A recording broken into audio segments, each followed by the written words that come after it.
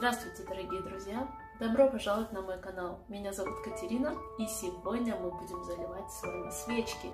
Кто любит свечки так же, как я? Напишите в комментариях. Я обожаю сжечь свечки, особенно в осенне-зимнее время. Вот, например, одну свечку я уже жгу прямо сейчас. Ну, красота, нет? Просто прелесть. Скорее всего, вы видели, что существует очень много разных форм для залития свечей. Вот у меня, к примеру, вот такие две формы здесь сегодня, которые мы будем использовать для наших свечек сегодня. Одна из этих форм делает нам вот такую свечку, такую милую свечечку. Кстати, она у нас потребует в 2 раза больше времени, чем другая свечка, потому что сначала мы зальем вот сюда. Сначала зальем такой своего рода стаканчик, видите, он другого цвета, а на завтра я уже залью сюда саму свечку. Но когда она сгорает вместе со стаканчиком, так что это все еще свечка. А вторая форма у меня дает нам вот такую свечку. Это свечка яйцо с розочками. Таких свечек я и хочу сделать побольше. Конечно, сегодня мы сможем залить только одну, потому что у меня только одна есть форма. Еще можно просто залить свечку в стакан стеклянный и наслаждаться горением свечи.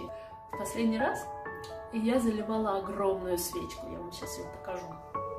Вот такущая получилась свеча. Представляете? Вообще, это форма для кекса. Как вы видите, это огромная форма для кекса. Но у меня собралось настолько много воска, что мне хватило залить его воском.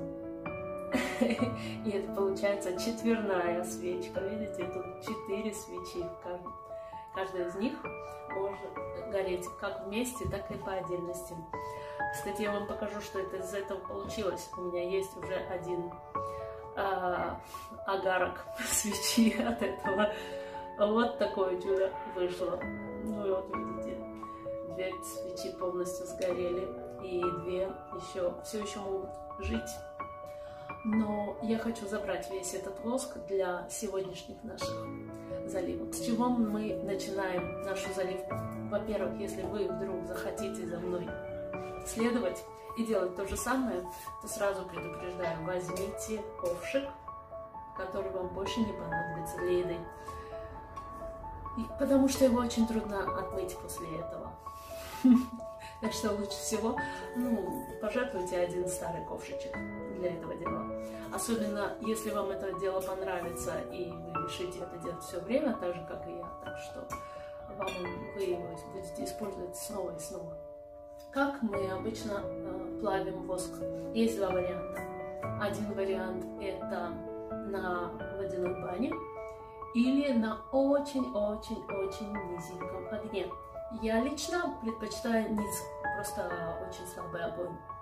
У меня не горит обычно воск, вполне нормально плавится и не дымит. Если вы видите, что ваш воск задымил, то значит огонь сильно высокий.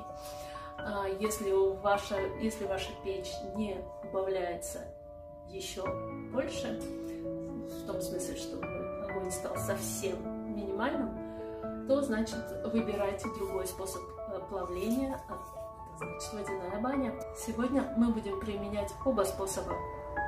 Здесь я буду плавить основной воск, а на баню я поставлю вот такую свечку. Это свечка с очень сильным запахом фруктов. Это у нас ягоды, лесные ягоды, и у него очень сильный запах. И из-за того, что этот запах такой сильный, мы не можем им пользоваться, потому что прям даже голова болит. Поэтому, что я собираюсь сделать? Я собираюсь ее чуть-чуть подплавить и добавить небольшое количество этой свечки в мою основную свечку, тем самым разбавив этот запах. Эти свечки получатся все еще с запахом, но не с таким сильным. Вот такую я собираюсь сделать махинацию. Посмотрим, что получится. Итак, первое, что мы должны сделать, это поломать свечку. Если свечка не ломается, мы просто ложим ее и потихоньку топим так.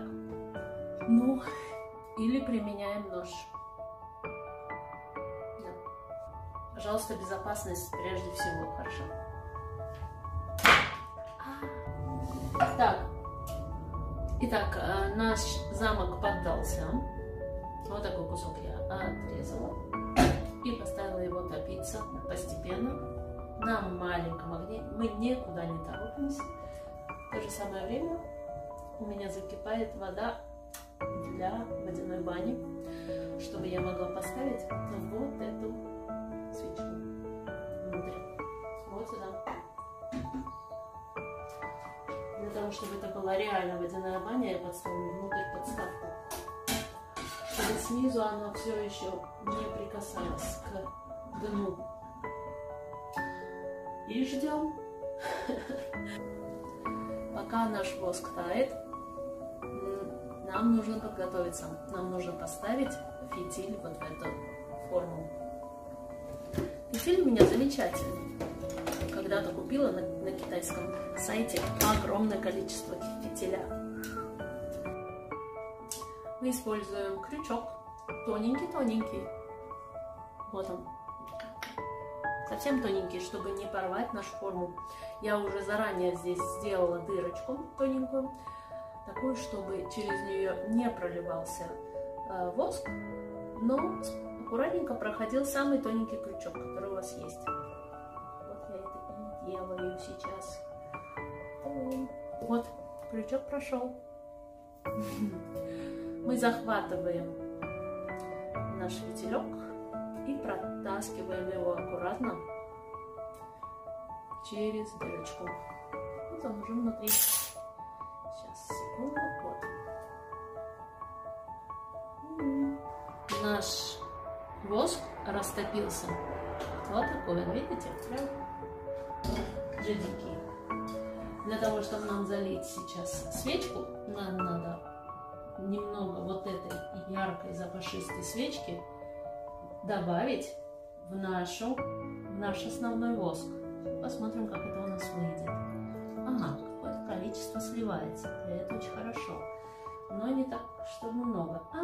Смотрите, я нажимаю на него, и он выливается снизу. Нижний жидкий воск наливается наружу. Таким образом я могу больше добавить его в свой воск. Так. Для начала, я думаю, хватит. Или еще чуть-чуть. Давайте еще немножко. Вот так. Сейчас это пускай еще чуть-чуть постоит. Мы аккуратненько, не расплескивая, заливаем наш воск вот в эту форму. Аккуратненько. Почему мы хорошо ее заливать медленно? Так это потому, что здесь могут оставаться пузырьки. Поэтому, когда заливается медленно, можно чуть-чуть вот так постучать, чтобы все пузырьки, которые вдруг где остались, вышли. Так, постучали и оставили.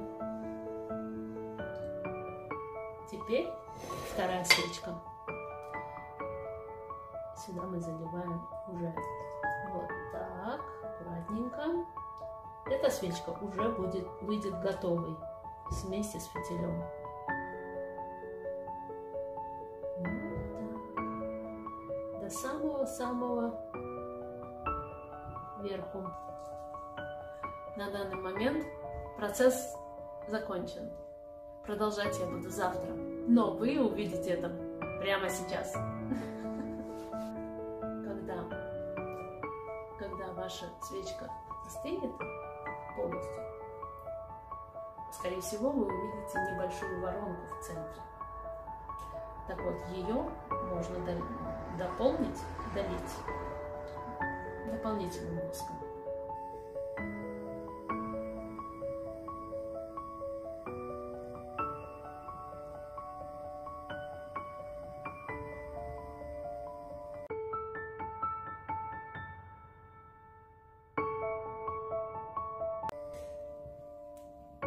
Итак, давайте распаковывать.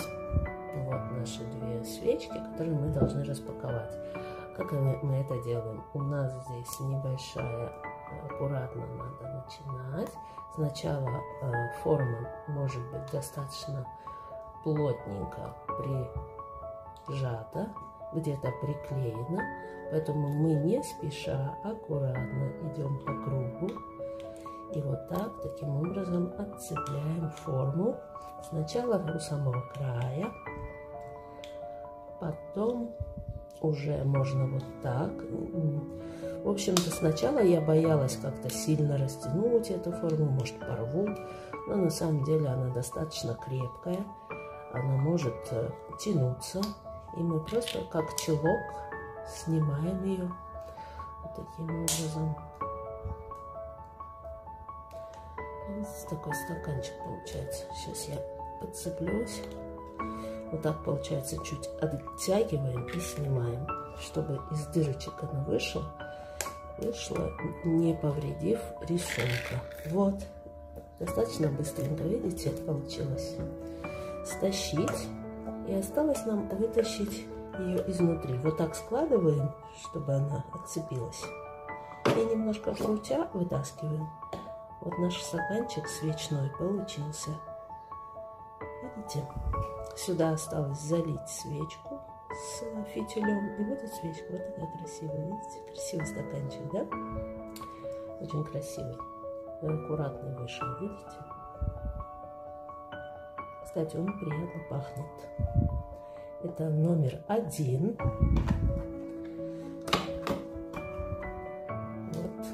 Наша форма сработала. И теперь возьмемся за яйцо. Яйцо более мягкая форма. Тоже достаточно легко отцепляется. Видите, это вообще как... И я тоже его хорошенько оттягиваю, чтобы он не повредил наши розы. Вот, вышел. Ура! Итак, для начала мы закончим с этой свечкой. Ставлю пустой ковшик на огонь, чтобы он немножко нагрелся. И я буду ставить эту свечку внутрь просто для того, чтобы дно стало ровнее и хорошо стояло. Да? Таким образом оплавятся все неровности, и наше яичко будет стоять более красиво. Ставлю и буквально вот так чуть-чуть ложу по дну. Чуть еще. Вот так. Вот она и стала ровненько и аккуратно. Теперь следующее движение. Бросим туда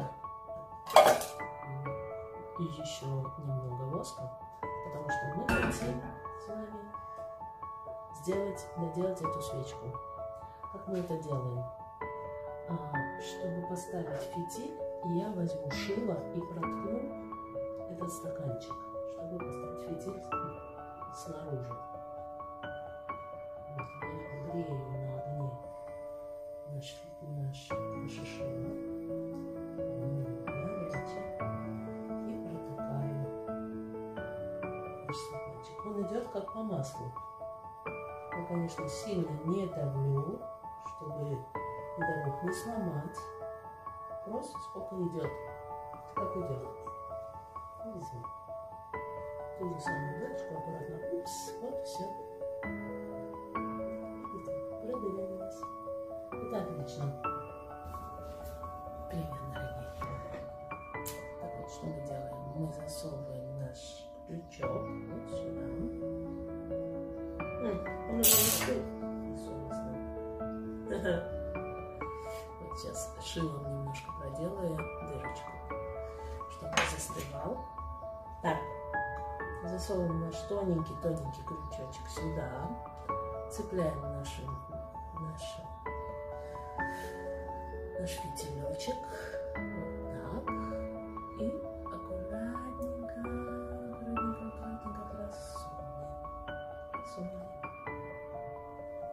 Вот, видите? И все упало. Надо было отрезать сразу. Попытка номер 2. Итак, мы просовываем наш крючок, цепляем наш фитиль и аккуратненько просовываем сюда наш фитиль. Сейчас я вам все покажу. Ставим нашу. Мы можем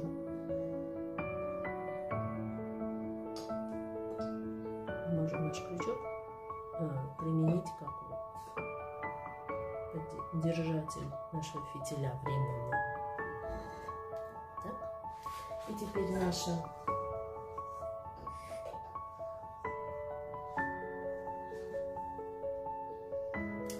воск уже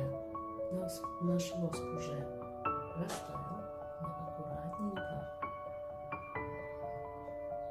наливаем его внутрь наших стаканчиков по чуть-чуть. В то же время здесь наш воск тоже подостыл, чтобы не растопить нашу вот эту основу, этот стаканчик, чтобы он не потек у нас. Надо обязательно аккуратно быть в этот момент с температурами, потому что если вдруг мы разогрели воск больше, очень сильнее, чем надо, тогда этот стаканчик может тоже потечь.